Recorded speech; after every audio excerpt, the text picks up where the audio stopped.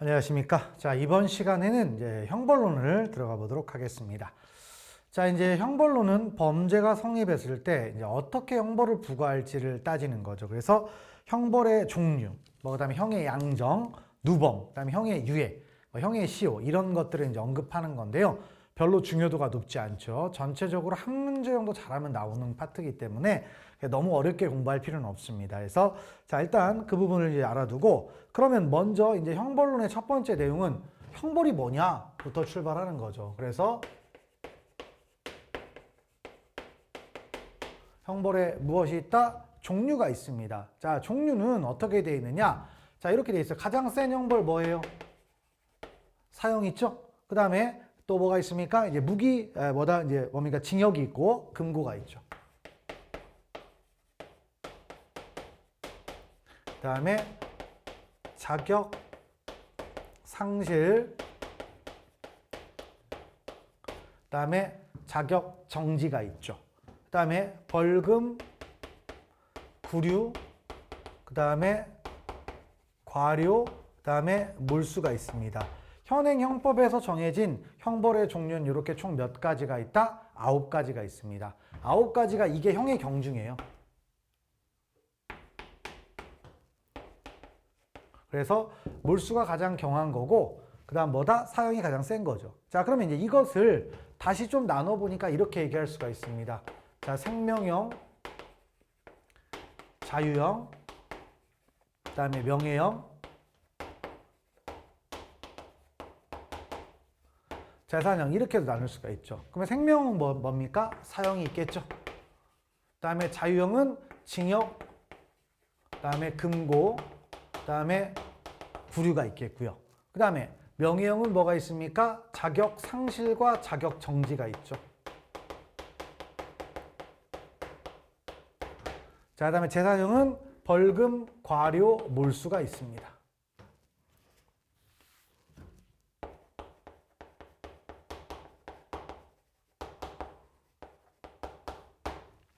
이런 것들이 있습니다. 그래서 이런 것들을 이제 배워 나가는 파트가 바로 형벌론이라고 할 수가 있습니다. 그래서 형벌의 종류. 자, 이 부분을 한번 들어가 보도록 하죠.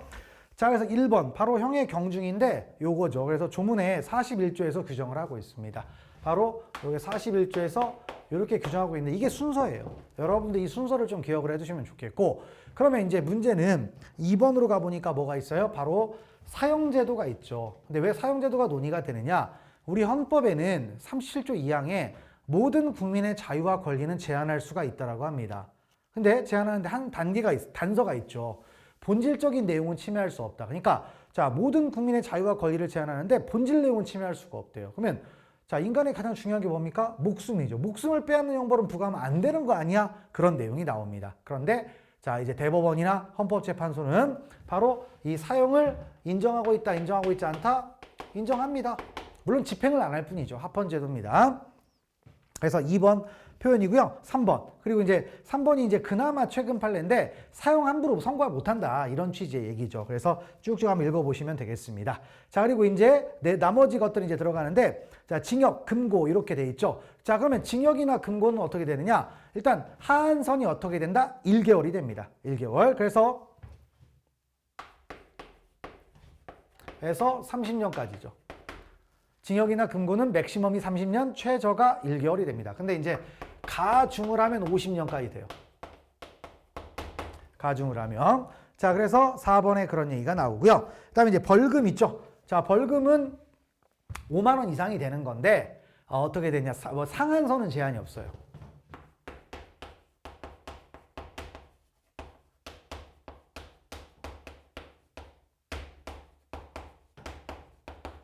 제한이 없습니다. 그래서 이제 무한대로 올라갈 수가 있는데 문제는 이제 벌금을 미납하면 몸으로 때워야 될 거 아니에요. 그래서 노역장 위치가 나오죠.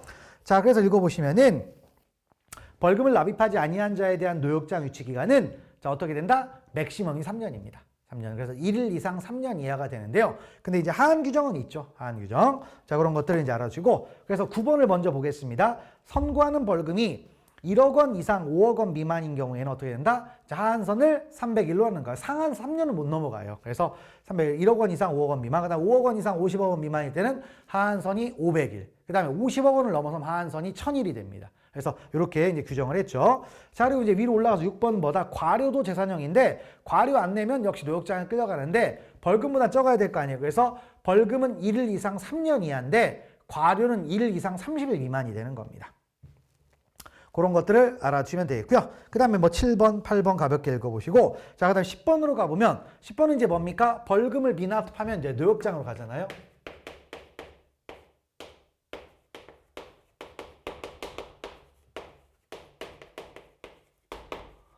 노역장 유치로 가는데 이 노역장 유치가 자 어쨌든 이 노역장 유치는 뭡니까? 대체형이잖아요. 벌금.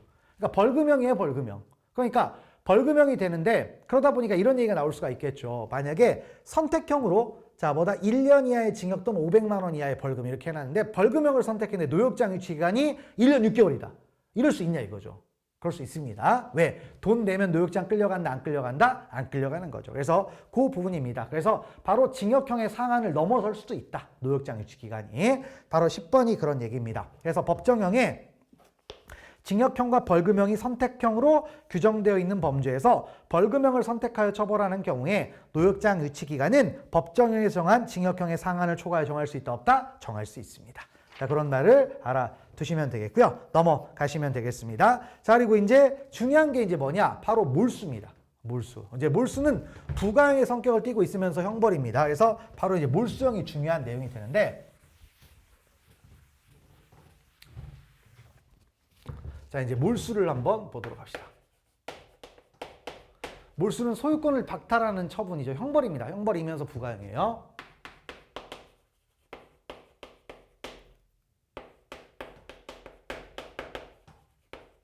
자, 부가형. 부가형이라는 얘기는 유죄가 나올 때 다른 거에 종속하는 거죠. 종속하는 거. 자, 그래서 이제 보시면은 내용을 보겠습니다.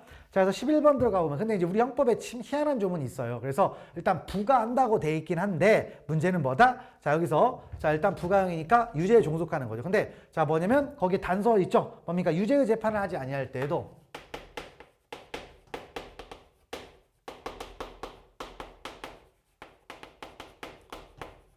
몰수의 요건이 있으면 몰수형을 선고할 수 있다, 없다?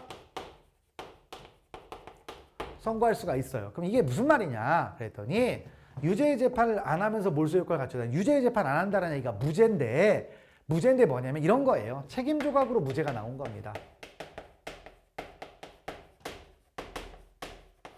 책임 조각으로 무죄가 나왔어요. 그럼 어쨌든 죄는 짓긴 지었잖아요. 처벌만, 그러니까 책임이 조각돼서 뭐가 된다? 무죄가 나오잖아요. 그러면 그럴 때 몰수요건 가졌다. 그러면 이제 범죄를 수익을 박탈해야 되니까 자, 뭐다? 몰수형을 선고할 수가 있다는 얘기입니다. 그 얘기는 유죄의 재판을 안 한다는 얘기는 최소한 뭡니까? 기소는 돼 있어야 돼, 안 돼 있어야 돼? 돼 있어야 되겠죠? 그래서 기소할 수 없는 건 뭐다? 몰수가 안 됩니다.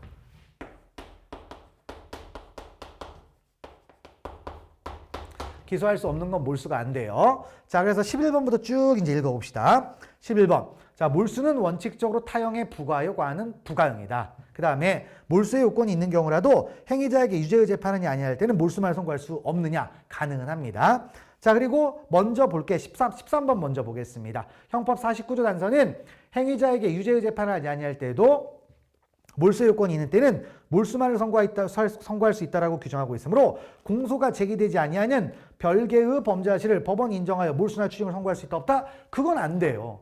기소가 안 돼 있으니까. 불고불리 원칙이라고 해서 기소를 해야 유죄 판결하는 것보다 형벌을 부과할 수가 있는 거예요. 그래서 바로 기소가 돼서 이런 경우에만 몰수를 선고할 수가 있다는 거죠. 유죄가 안 나왔을 때에는. 자, 그런 얘기고요.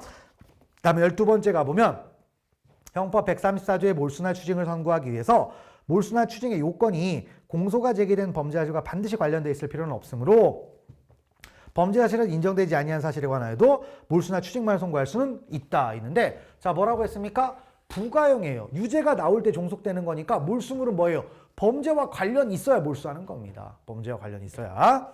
자, 그래서 관련돼 있어야 된다. 당연한 얘기고요. 그 다음에 44번 가보면 주형의 선고를 유예하지 않으면서 몰수와 추징에 대해서만 선고를 유예할 수 있다. 이렇게 되는데 부가잖아요. 부가니까 주형에서 딸려가는 거죠. 근데 주형은 그대로 하면서 몰수 추징만 선고 유예? 이런 건 안 되는 거죠. 그런 거를 알아주시면 되겠습니다. 자, 그리고 15번 가보시면, 자, 그래서 자, 주형의 선고를 유예하는 경우에 몰수의 요건이 때는 몰수만을 선고할 수도 있다. 왜냐하면 선고 유예도 유죄거든요. 선고 유예도 유죄이기 때문에 당연히 몰수의 요건을 갖췄으면 유죄 판결할 수가 있는 거죠. 아니, 몰수 판결할 수 있는 거고요. 자, 그다음에 이제 몰수가 있는데, 자, 이제 우리 형법에 몰수의 종류가 있습니다. 몰수의 종류는 두 가지가 있어요. 원칙은 이제 의무적 몰수가 되겠습니다.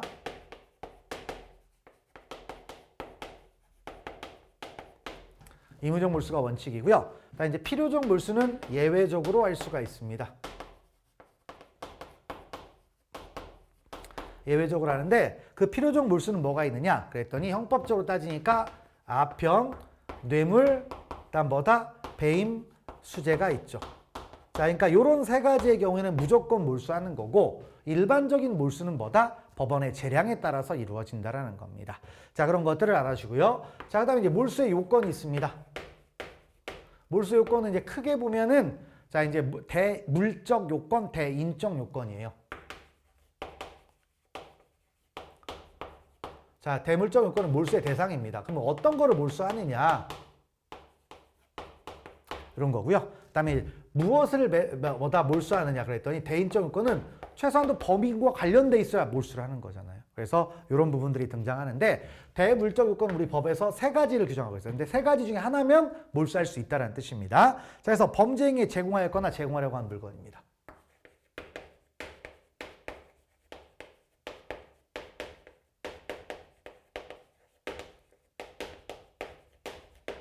제공하였거나 제공하려고 하는 물건.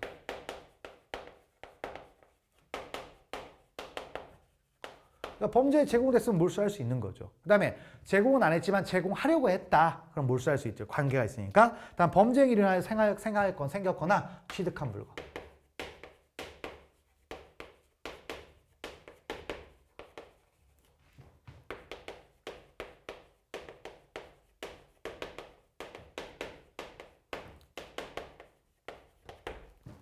범죄 행위를 생겼거나 취득한 물건. 그 다음에 요 앞에 두 가지의 대가 있죠. 여기 이거를 1번, 2번 쓸게요. 자, 그래서 1, 2의 대가로 취득한 물건.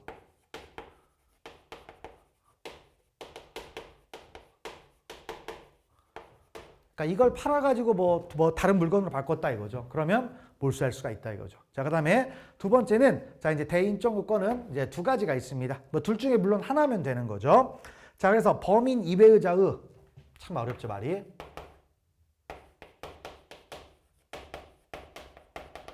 자의 소유에 속하지 아니할까. 소유에.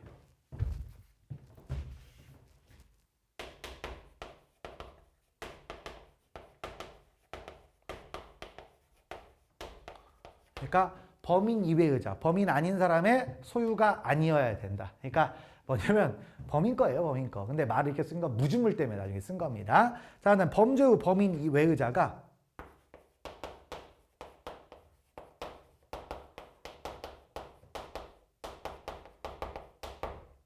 자, 범죄 후 범인 외의자가 사정을 알면서 취득한 물건입니다.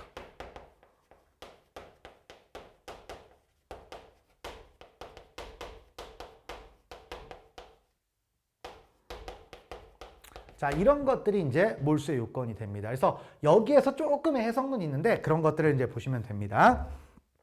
자, 그래서 15번 이미 의무적 몰수 뭐 있는데 한번 읽어봐 봅시다.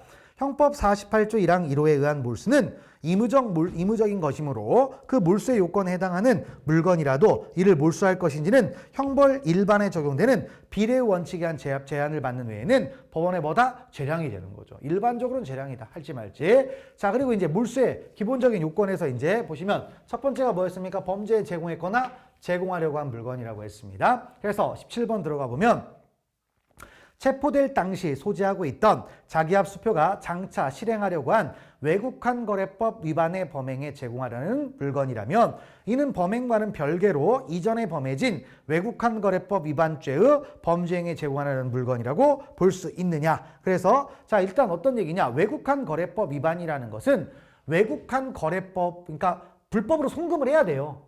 송금을 해야 됩니다. 그러니까 범죄행에 제공하려고 하면 뭐다? 송금을 해야 된다 이거죠. 근데 송금을 해야 범죄가 돼.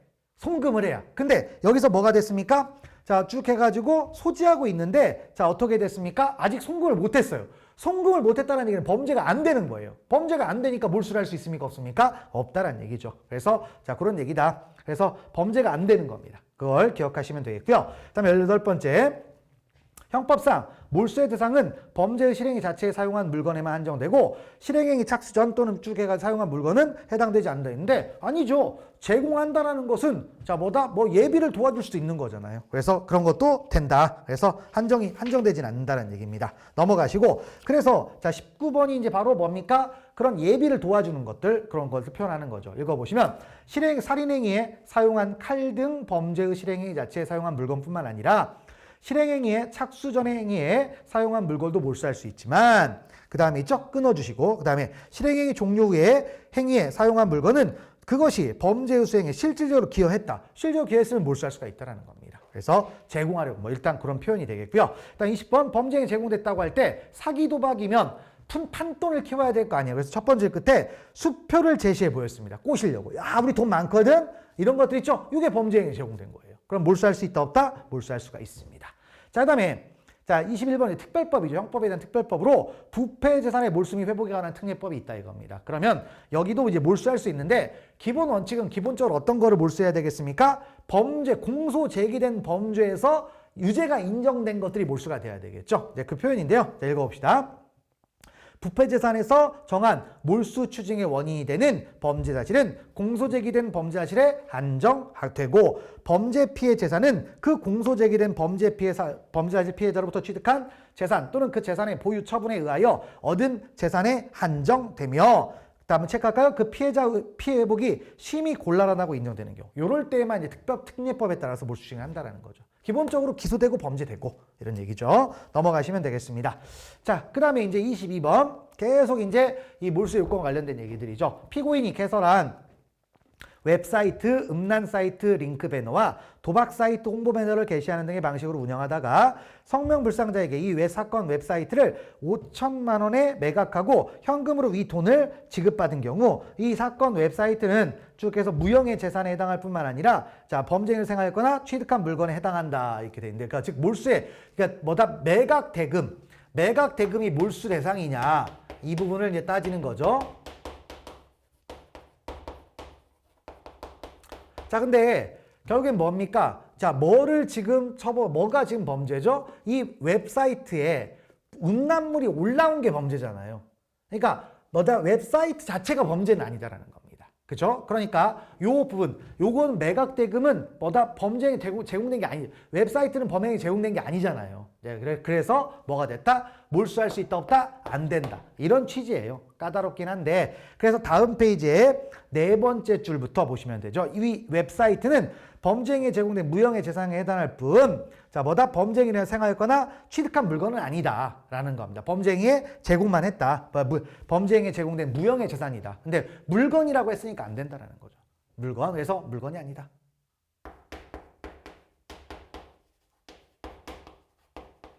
무형의 재산이다.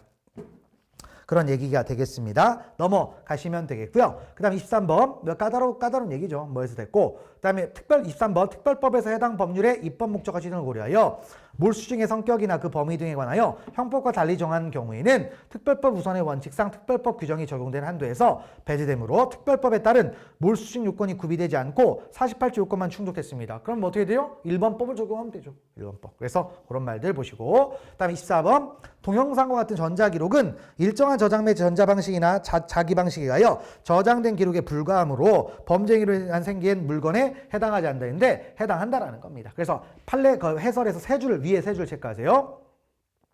전자기록 일정한 저장 매체, 전자 방식이나 자기 방식에 저장된 기록으로서 저장 매체를 매개로 존재하는 물건이다.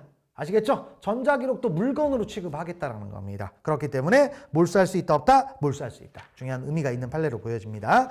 자, 됐고 그다음에 자 뭐죠? 25번은 소송법적인 얘기예요. 그래서 뭐냐면 위법하게 이제 압수를 했습니다. 위법한 압수를 했으면 이게 소송법 형사소송으로 가면 어떻게 됩니까?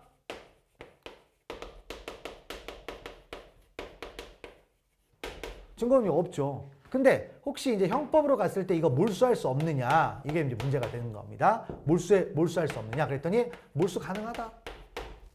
왜냐면 몰수는 압수를 전제로 하지 않는다라는 겁니다. 그래서 이제 그런 얘기죠. 읽어보시면 그래서 25, 26 같이 보시면 되겠습니다. 자, 몰수는 반드시 압수되어 있는 물건에 대해서만 하는 것은 아니므로 몰수 대상 물건이 압수되어 있는가 하는 점 및 적법한 절차에 압수되어 있는가 하는 점은 몰수 요건이 아니라 몰수할 수 있다 이거예요. 자, 해서 됐고, 26번 판결 선고 전 검찰에 의하여 압수된 후 피고인에게 환부된 물건에 대하여도 피고인으로부터 몰수할 수 있다 없다? 몰수할 수 있죠. 그래서 기본적인 표현들이고요. 자, 넘어가시고 그 다음에 자 27번 자 범죄행위에 제공하려고 한 물건은 범인 이외의자의 소유에 속하지 아니하거나 범죄 후 범인 이외의자가 정을 알며 취득한 경우 이를 몰수할 수 있다. 그러니까 제공했는데 이게 누구 거? 범인 이외의자의 소유에 속하지 않거나 범죄 후 범인 외의자가 그 사정을 알며 취득한 물건이다. 그러면 몰수할 수 있다는 얘기죠. 그런데 이제 여기서 범인이 있죠. 여기 범인이 누구냐? 이 부분을 좀 따지는 겁니다. 범인은 당해 범인뿐만 아니라 공범자도 포함을 합니다. 공범도 포함을 해요. 근데 우리가 이제 몰수라는 것은 기본적으로 기소를 해서 유죄가 나온 다음에 부가에서 형벌이 나오다 보니까 이 사람도 혹시 기소돼야 되나 했더니 이미 나는 기소가 됐잖아요. 공범은 기소가 됐냐 따지지 않습니다. 그래서 이거는 공범이면 되고 소추 여부는 불문합니다. 소추 여부는 따진다 안 따진다? 안 따집니다. 28번 대단히 중요한 판례 문장이죠. 자, 읽어봅시다. 형법 48조 1항 범인 속에는 공범자도 포함되므로 범인 자신의 소유물은 물론 공범자의 소유물도 공범자의 소추 여부를 불문하고 뭐 할 수가 있다? 몰수할 수가 있다. 가볍게 보시고 그 다음에 29번 피고인은 공무원인 갑에게 부정한 청탁을 하면서 1억 원을 교부하였는데 갑은 피고인의 범행을 폭로하는 데 증거로 활용하겠다는 의사로 피고인으로부터 위 금원을 수수받았다. 위 1억 원이 압수된 경우 이 압수된 1억 원은 필요적 공범인 갑의 소유물로 몰수할 수 없다 했는데 자, 공범 뭐라고 했습니까? 모든 종류의 공범 다 들어가요. 그러니까 소추 여부도 안 따지죠? 그러면 몰수할 수가 있는 거죠. 그래서 28, 29 같이 연결하시면 되겠고요. 넘어가시면 되겠습니다. 자, 됐고 그 다음에 30번 범죄행위에 제공된 사행성 게임기가 기판과 본체가 서로 물리적으로 결합하여야만 그 기능을 발휘할 수 있는 기계라도 게임기가 당국으로부터 적법하게 등급 심사를 받은 것이라면 본체는 직접 범죄에 제공된 것이 아니므로 몰수의 대상이 될 수 없다 했는데 자, 뭐다 등급을 받았던 안 받았던 결합이 되면 범죄행위에 제공되는 겁니까? 안 되는 겁니까? 되는 거죠. 그러니까 몰수할 수가 있는 겁니다. 넘어가시면 되겠고요. 그다음에 이제 31번째 이제 지문을 가보면 예금 통장이 몰수됐습니다. 그러면 예금 통장은 통장이란 만약에 어떤 이걸 통장이라 가정합시다. 통장만 몰수한 거예요. 통장 안에 들어있는 몰수했다 안 했다? 안 했다라는 겁니다. 그래서 그 안에 예금 반환 채권까지 몰수한 것으로 볼 수는 없다라는 거죠. 그래서 통장만 못 쓰게 사용을 못하게 막아놓은 거예요. 31번 됐고 그래서 만약에 통장이 몰수됐는데 카드는 몰수 안 했어요. 그럼 카드로 돈 빼면 된다 이겁니다. 그런 얘기예요. 말하자면. 자, 그럼 됐고. 그 다음에 이제 32번은 무슨 얘기입니까? 자, 이제 몰수가 이제 원칙이 돼. 몰수가 불가능하면, 자, 몰수가 불가능하면 어떻게 됩니까? 추징을 할 수가 있겠죠. 추징. 그래서, 자, 32번 보시면 범죄행위를 인하여 물건을 취득하면서 대가를 지급하였다고 하더라도 범죄행위로 취득한 것은 물건 자체이고 몰수되어야 할 것이지만 자, 생각하고 이미 처분되어 없다면 가액을 추징해야 된다. 없으면 가액보다 이미 팔아버렸잖아요. 그러면 박탈을 하는 거니까 몰수가 불가능하게 된 거죠. 그러면 그 가액을 추징하는 겁니다. 됐고 넘어가시고요. 그 다음 33번 형법 134조는 뇌물의 공할 금품을 필요적으로 몰수하고 이를 몰수하기 불가능할 땐 가액을 추징하도록 규정하고 있는 바 몰수는 특정된 물건에 대한 것이고 추징은 본래 몰수가 가능함을 전제로 한다. 그래서 자, 체크할까요? 뇌물의 공할 금품이 특정되어 있다 안 되어 있다? 안 되어 있다. 무슨 말이냐? 우리 뇌물은 약속도 처벌을 해요. 그러니까 약속만 했으면 그 가액이 특정이 안 될 수도 있잖아요. 그러면 그때는 몰수 대상이 있다 없다? 없는 거죠. 그래서 몰수도 안 되고 추징도 안 된다는 얘기입니다. 넘어가시면 되겠습니다.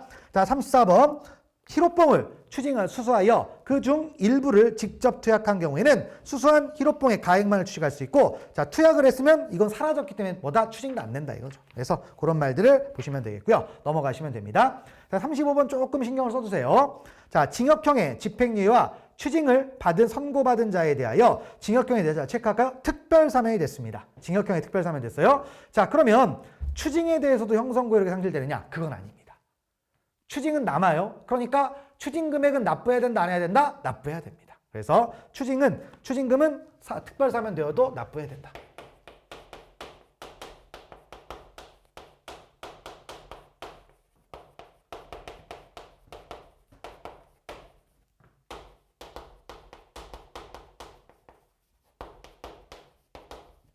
해야 하는 겁니다. 넘어가시고요. 그 다음에 이제 36번은 뭐냐? 이게 뇌모다 몰수 추징의 상대방이에요. 상대방. 그러면 우리가 이제 여기서 알아둘 게 몰수는 기본적으로 물건이잖아요. 그 물건 그 자체를 생각하세요. 돈을 처음에 받았던 그 돈 그 자체를 생각하셔야 됩니다. 그래서 만약에 현상의 변화가 생겼다? 그러면 몰수가 불가능한 거예요. 몰수가 불가능하면 그 불능의 원인을 야기한 자로부터 추징을 하는 겁니다. 그래서 30번 보시면 형법 357조에 의한 필요적 몰수의 경우 배임 수재자가 배임 증자로부터 받은 재물을 체크할까 그대로 가지고 있다가 증자에게 반환했습니다. 그러면 자 뭐죠? 나는 이걸 받았는데 돌려줬잖아요. 그대로 돌려줬습니다. 그러면 누구한테? 증제자한테 몰수를 하는 거죠. 근데 증제자가 써버렸어요. 그러면 그때 추징하는 겁니다. 그래서 자 수재자가 아닙니다. 증제자예요. 그대로 반환하면 증제자.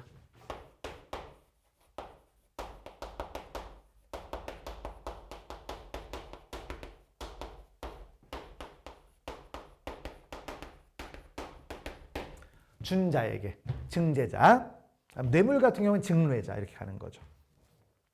자 됐고요. 그 다음에 37번 가보면 자 A 주식회사 대표이사인 갑이 금융기관에 청탁하여 B 주식회사가 대출을 받을 수 있도록 알선행위를 하고 그 대가로 자 용역대금 명목의 수수료를 A 주식회사 계좌를 통해 송금받아 회사 재산으로 귀속시켰다면 이 수수료 중에서 자 체크할까요? 개인적으로 사용한 금품 여기 체크하시고 탄핵, 몰수 또는 가액을 추징할 수 있다 있는데 아니죠. 사용한 것만 추징하는 게 아니라 자 뭐죠? 범죄를 통해서 얻어진 건 뭡니까? 수수료죠.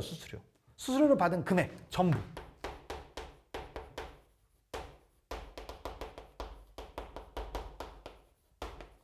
썼냐 안 썼냐가 중요한 게 아니라 받은 금액 전부를 몰수 추징하는 겁니다. 수익을 박탈시켜야 되는 거니까요. 자 됐고 다음 38번은 이제 뭐죠? 돈을 받은 게 아니고 빌렸다. 그럼 뭐예요? 이익, 금융이익. 이자도 이자. 자 그래서 금품의 무상대여를 통하여 위법한 재산상 이익을 취득한 경우 범인이 받은 부정한 이익은 그로 인한 금융이익 상당이므로 뭐다? 금품이 아니고 금융이익. 은행 이자를 내라는 겁니다. 은행 이자를 몰수 추징한다라는 거죠. 넘어가시고 39번. 39번은 이제 뭐냐? 실제로 받은 금액을 생각을 해야 됩니다. 그래서 알선 의뢰인이 알선 수재자에게 공무원이나 금융기관 임직원의 직무에 속한 사항에 관한 알선의 대가를 형식적으로 체결한 고용계약에 터잡아 급여의 형식으로 지급한 경우에 명목상 급여액에서 자 체크할까요? 원천 징수된 근로소득세를 등을 제외하고 알선 수재자가 실제 지급받은 금액 여기까지 체크하고 몰수한다. 그러니까 뭐냐면 내가 만약에 100만 원을 지금 알선 수재를 받았는데 뭐 급여 형식으로 받다면 이제 근로소득세를 뺄 거 아니에요. 그럼 빼면 내가 실제로 받는 건 100만 원이 만약 10%라고 치면 90만 원 받을 거 아닙니까? 그럼 90만 원 내 손에 들어왔으니까 그것만 몰수하라 이거예요. 그것만 몰수. 자, 그걸 알아주고 근데 이제 비교할 게 40번입니다. 40번은 뭐냐면 우리가 소득이 발생하면은 세금을 좀 이제 나중에 좀 하기 위해서 비용 같은 거 공제하거든요. 근데 내가 만약에 1,000만 원을 벌었는데 1,000만 원에서 세금을 만약에 100만 원을 내야 되는데 비용이 한 50만 원 들어갔다 그럼 그걸 까고 세금을 내거든요. 그러니까 혹시 비용을 빼고 몰수 추징해야 되느냐? 그건 아니죠. 1,000만 원을 실제로 받았잖아요. 1,000만 원 받았으니까 비용은 공제하면 된다 안 된다? 안 된다. 그래서 실제 받은 금액에서 비용 공제는 안 됩니다.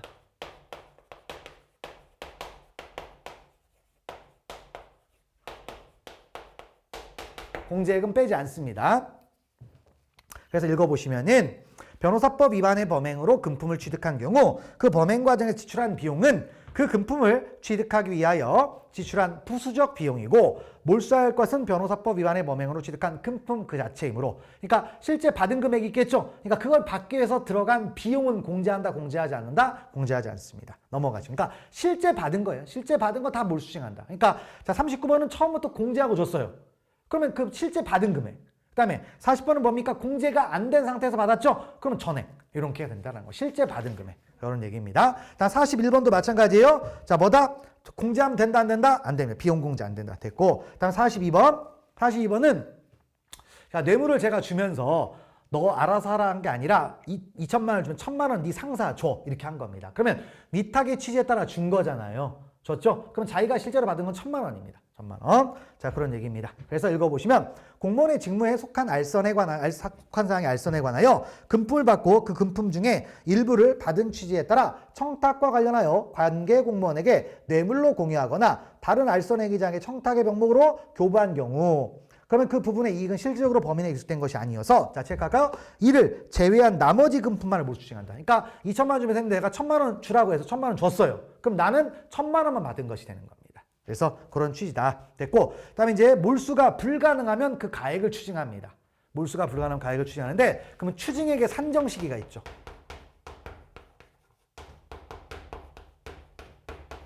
있죠? 그럼 언제가 된다? 판결 선고시입니다. 여기서 판결 선고시는 사실심 판결 선고시예요. 그래서 있는데 시험은 몰수 불능시 이러면 틀립니다.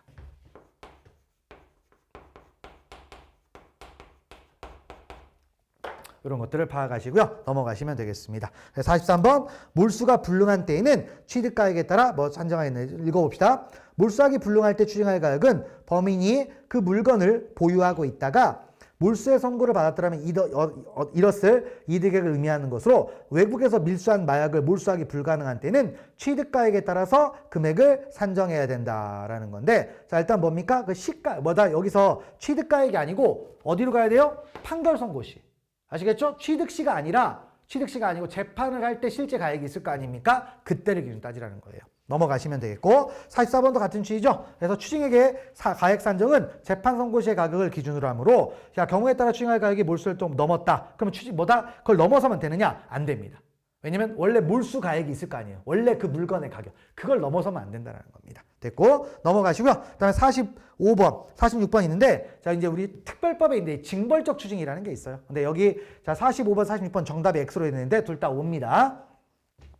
자, 알아주시는데 이게 징벌적 추징은 뭐냐면 이런 거예요. 징벌적 추징은 일단 뭐 보시면 뭐 일단 읽어봅시다. 자, 그래서 마약류 관련한 법률 몰수나 추징은 범죄행위로 인하여 이득의 박탈을 목적으로 하는 것이 아니라 징벌적 성질의 것이므로 그 범행으로 인하여 이득을 실제로 취득한 바 없어도 가액을 추징한다. 그러니까 징벌적이라는 건 이거라는 거죠. 그러니까 거기에서 어떤 이득이 있냐 없냐가 중요한 게 아니라 니네들은 법을 위반했기 때문에 그 벌로 추징을 한다. 그러니까 이득을 안 받아 추징할 수가 있다. 근데 그런 징벌적 추징으로 나와 있는 것들이 마약류 관련한 법률, 관세법 이런 것들이 있다는 겁니다. 가볍게 보시고요.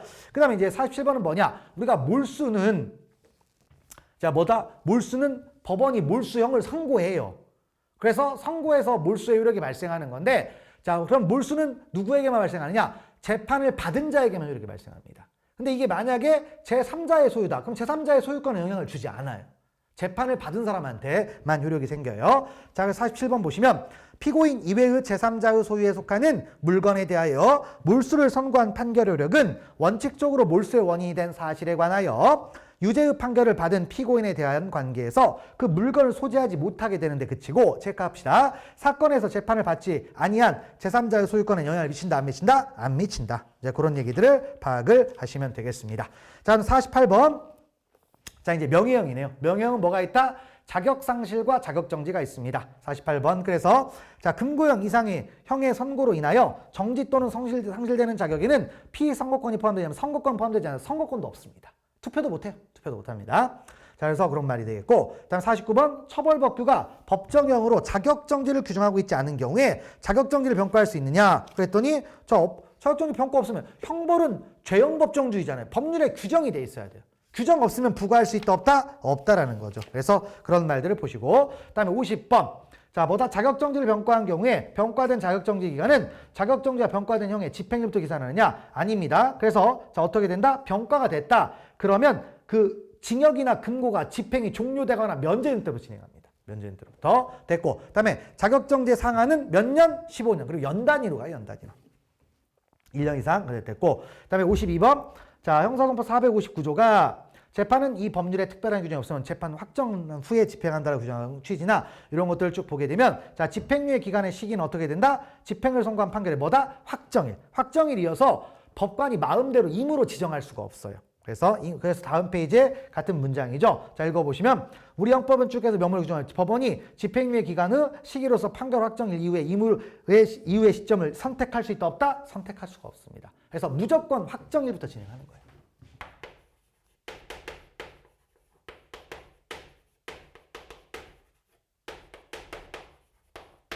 진행을 하게 돼 있다. 자, 그런 것들을 파악을 하시면 되겠습니다.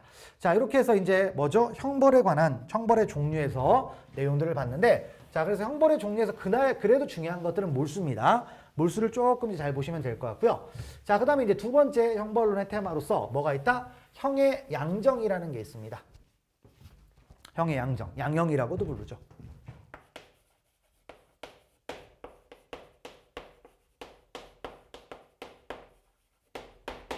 자, 그럼 이건 어떤 거냐면, 그러니까 이제 법관이 피고인이 유죄가 됐어요. 유죄가 되면 거기에 맞는 형벌을 부과해야 되잖아요. 그 형벌을 부과하는 과정을 얘기합니다. 그래서 어떻게 하냐면, 일단 기본은 출발이 무조건 뭐다?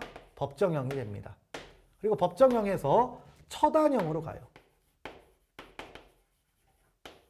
그 다음에 처단형이 뭐가 됩니까? 선고형이 되는 거죠. 자, 그러면 자, 이제 법정형은 법률에 정해진 형입니다. 그럼 처단형은 뭐 하는 거냐? 법정형에다가 가중감경 사유가 있으면 가중감경을 하는 거예요. 그래서 여기에 가중감경을 합니다. 그래서 나오는 형이 뭐다? 처단형이에요. 그러면 가중감경을 하면 어떤 식으로 나오냐면 하한선이 얼마가 나오고 그다음 뭐다? 상한선이 얼마가 나와요. 하한선, 상한선이 얼마가 나옵니다. 요게 처단형이에요. 그 다음에 이제 선고형은 법관이 최종적으로 이 처단형의 범위 내에서 형벌을 선고하는 거죠. 그럼 어떻게 하느냐? 이 어딘가에 점을 찍어줘요. 요게 뭐다? 선고형이 됩니다. 요 과정이에요. 요 과정을 형의 양정이라고 부르는데, 그러면 그 중에 뭐가 핵심이 되느냐? 요거예요, 요거.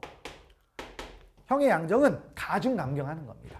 그 가중감경하는 사유들을 우리가 연구하는 게 형의 양정, 양형이라고 할 수가 있어요. 그래서 그런 내용들을 이제 쭉 보시는데요. 자, 1번부터 가보겠습니다. 그러면 양정, 가중사유, 감경사유 다 법에 나와 있다, 안 나와 있다? 나와 있죠. 그러면 그 중에서 1번부터 몇 번까지입니까? 5번까지 얘기인데, 자, 그러면 이제 이런 게 있어요. 우리 형법은 자수라는 게 있어요. 그 다음에 자수와 비슷한 자복도 있어요. 요거죠. 자수, 자복인데 효과가 어떻게 된다?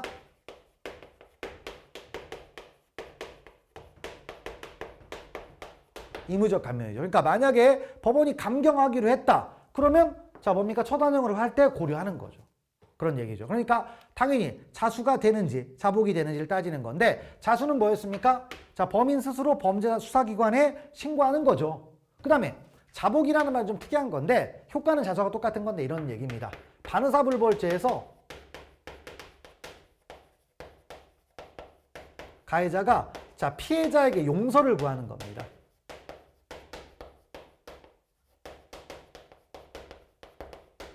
가해자가 찾아가고 피해자 용서를 구해요. 그러면 그런 걸 뭐라고 한다? 자복이라고 하고, 그래서 법원이 자복했다고 인정을 하게 되면 이런 효과를 준다라는 겁니다. 막 그런 얘기고요. 그러면 이제 거기에 나오는 내용들 한번 쭉 보시는데, 그러면 이제 자수는 뭡니까? 범인 스스로 수사기관에 신고하는 거니까 뭐가 핵심? 자발성이 있어야 되겠죠. 그래서 1번부터 범죄 사실과 범인이 누구인가가 발각된 후라 할지라도, 자, 범인이 체크할까요? 자발적. 자수의 시기는 제한이 없어요. 잡히기 전까지는 다 되는 겁니다. 그래서 자발적으로 자기의 범죄 수사기관에 신고한 경우에는 뭐다? 자수가 됩니다. 그러면 의무적 감면 효과를 줄 수 있는 거죠. 자, 그 다음에 두 번째는 이제 자발성이 없는 거죠. 그래서 피고인이 수사기관에 자진 출석하여 처음 조사를 받으면서는 돈을 차용하였을 뿐이라며 범죄사실 부인하다가 제2회 조사를 받으면서 비로소 업무와 관련해 돈을 수사했다고 자백을 했습니다. 그럼 자수가 아니에요. 왜? 자발성이 있다 없다? 자발성이 없죠. 그 다음에 세 번째 역시 마찬가지입니다. 그래서 세 번째 줄 가보면 수사기관의 직무상의 질문 또는 조사에 응하여 진술했다. 자수 아닙니다. 그래서 효과 안 주는 거고요. 자, 그 다음에 4번은 뭡니까? 자, 이제 자발적으로 신고했는데 우리가 죄우 뉘우침이 없는 자수는 자수가 아니라고 해요. 그래서 꼼수를 부리면 자수이다 아니다? 아닙니다.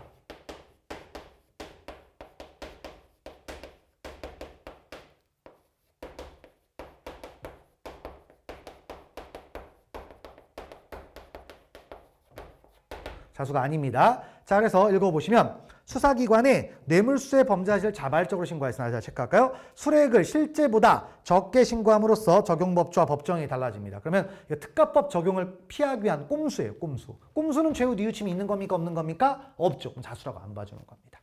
자, 됐고요. 그 다음에 5번 형법상 피해자 의사에 반하여 처벌할 수 없는 범죄. 이걸 줄여서 6글자로 반의사불벌죄라고 하죠. 그래서 죄에 있어서 피해자에게 자복을 했습니다. 그러면 자, 뭐다? 이무적 감면 사유가 되는 거죠.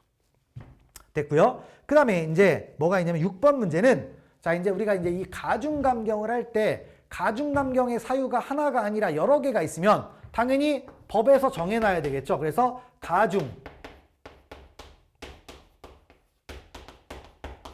순서가 있어요. 왜? 어떻게 가중하냐에 따라 형량 차이가 나거든요. 그 법에 정해놨습니다. 그래서 자, 어떻게 돼 있느냐? 자, 일단 보시면 자, 각칙 본조에 의한 가중이 있습니다. 그래서 써놓으면 이제 두 문자로 따는데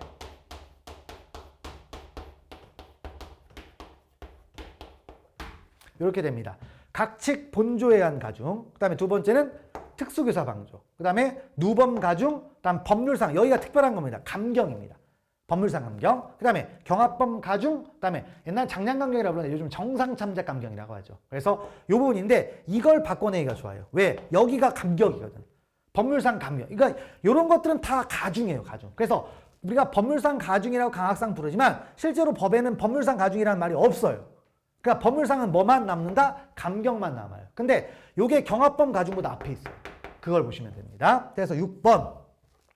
형을 가중 감경할 사유가 경합된 경우 때에는 형법 각칙 본조에 의한 가중, 그다음에 형법 32조 2항의 가중. 이게 뭐죠? 특수교사 방조.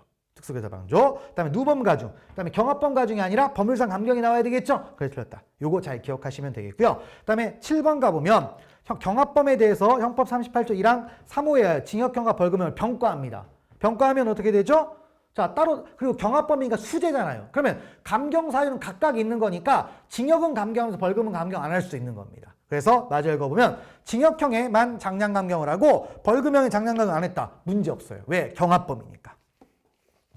자, 그 다음에 8번 가보면 자, 특수상해죄를 상습으로 한 자에 대해서는 상습범 가중 규정에 따라서 이제 가중을 하게 돼 있는데 2분의 1까지 가중한다고 돼 있는데 어떻게 한다? 장기, 단기 모두 가중한다라는 겁니다. 그러니까 이거 장기, 단기만 가중하고 장기만 가중하고 중요하잖아요. 근데 어쨌든 자, 뭐다? 특수상해죄일 때 2분의 1 가중하도록 돼 있는데 장기, 단기 모두 가중하게 돼 있다. 그걸 잘 기억하시면 되겠고요. 다음 9번. 자, 7번과 비교하겠죠. 하나의죄 체크하세요. 하나의죄. 죄가 하나입니다. 그럼 형벌도 하나일 거예요. 자, 죄에 대해서 자, 징역형과 벌금형을 병과합니다. 그럼 특별한 규정이 없더라도 징역형만을 장량 감경하고 벌금형은 장량 감경하지 않을 수 있다? 그건 아니죠. 경합범은 수재니까 그렇게 할 수 있지만 하나의죄일 때에는 똑같이 가야 되는 거죠. 그래서 틀렸다는 얘기죠. 넘어가시면 됩니다. 그다음에 10번째부터 12번째까지 이제 묶어놓고요. 자, 보시면 자, 이무적 감경 사유가 저 존재가 인정되고 법관이 그에 따라 징역형에 대해서 법률상 감경을 하려고 합니다. 그럼 어떻게 한다? 감경을 한 2분의 1로 감경을 해요. 근데 2분의 1 감경 어떻게 한다? 상한, 하한 모두 감경합니다.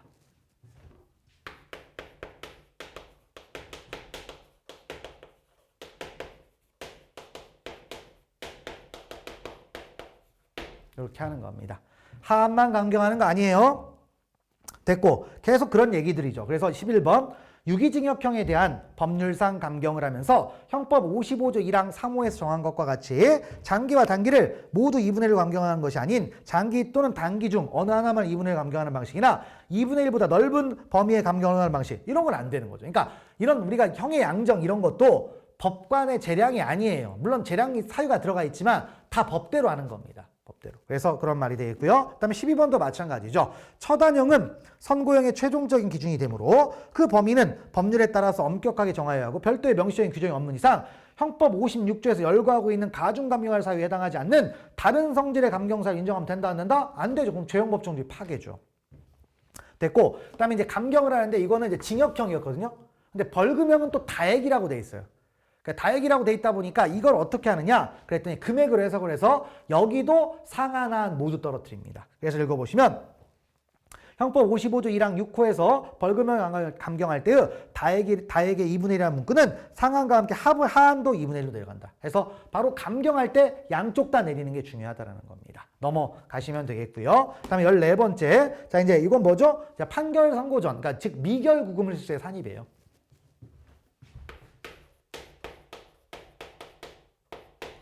미결금 어떻게 하죠? 본형 형기에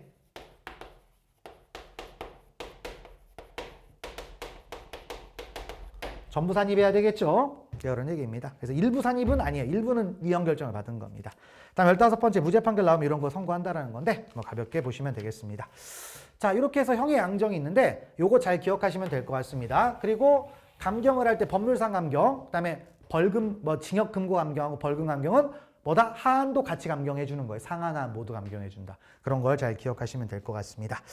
자, 그리고 이제 누범과 형의 유예, 그다음에 뭐죠? 형의 시효 이런 게 남아 있는데 좀 짧은 내용들이죠. 그리고 조금 이제 해야 될 부분이 있는데 일단 여기서 끊고 누범부터는 또 다음 시간부터 진행하도록 하겠습니다. 자, 수고하셨습니다.